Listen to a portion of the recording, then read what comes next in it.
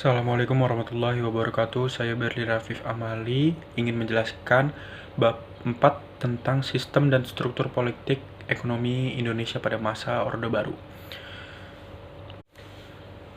Masa transisi 1966 sampai 1967 lahirnya pemerintahan Orde Baru.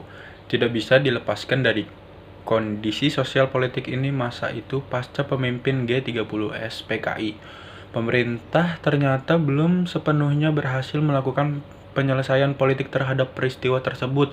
Kondisi ini membuat situasi politik tidak stabil. Kepercayaan masyarakat terhadap Presiden Soekarno semakin menurun. Tanggal 25 Oktober 1965, para mahasiswa di Jakarta membentuk organisasi federasi yang dinamakan KAMI dengan anggota antara lain terdiri dari HMI, PMKRI, PMII, dan GMNI. Pemimpin kami terbentuk presidium dengan Ketua Umum Zamroni. PMII, pemuda dan mahasiswa memiliki peran penting dalam transisi pemerintahan yang terjadi pada masa ini. Tokoh-tokoh seperti Abdul Gofur, Kosmas Batubara, Subari Z.E., Haritian, Silalahi, dan Sulastomo menjadi aksi-aksi yang menurut Soekarno agar segera menyelesaikan kemelut politik yang terjadi.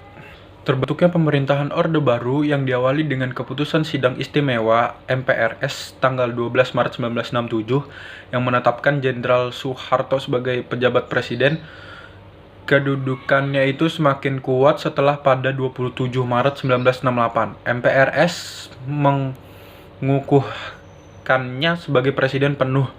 Pengukuhan tersebut dapat dijadikan indikator dimulainya kekuasaan Orde Baru dalam stabilisasi untuk politik dan rehabilitasi dari ekonomi. Setelah memperoleh kekuasaan sepenuhnya, pemerintahan Orde Baru mulai menjalankan kebijakan-kebijakan politik dan ekonomi yang telah ditetapkan oleh Sidang MPRS tahun-tahun sebelumnya, seperti stabilitas politik keamanan, stabilitas ekonomi, dan pemilihan umum. Pemerintahan Orde Baru memandang bahwa selama Orde Baru telah terjadi penyimpangan terhadap pelaksanaan Undang-Undang Dasar 1945 dan Pancasila.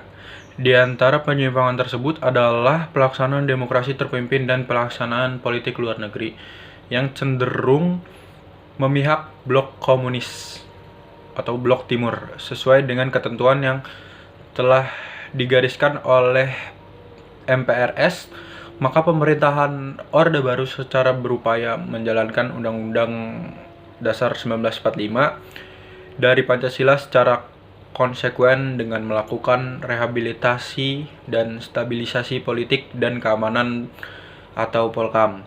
Tujuan dari rehabilitasi dan stabilisasi tersebut adalah agar dilakukan pembangunan ekonomi bagi kesejahteraan rakyat Indonesia. Integrasi Timor Timur merupakan kawasan yang termasuk dalam gugus Pulau Timor di Nusa Tenggara Timur.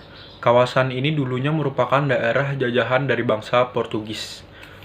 Pasca peristiwa proklamasi kemerdekaan Indonesia dan perundingan tentang wilayah Indonesia, kawasan Timor Timur tidak masuk sebagai wilayah Republik Indonesia. Hal tersebut karena wilayah Timor Timur masih berstatus sebagai daerah jajahan Portugis.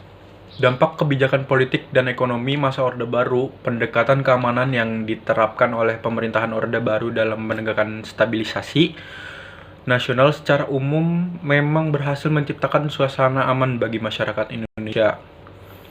Pembangunan ekonomi pun berjalan baik dengan pertumbuhan ekonomi yang tinggi karena setiap program pembangunan pemerintahan terencana dengan baik dan hasilnya dapat terlihat secara konkret. Indonesia berhasil mengubah status dari negara pengimpor beras menjadi bangsa yang bisa memenuhi kebutuhan beras sendiri.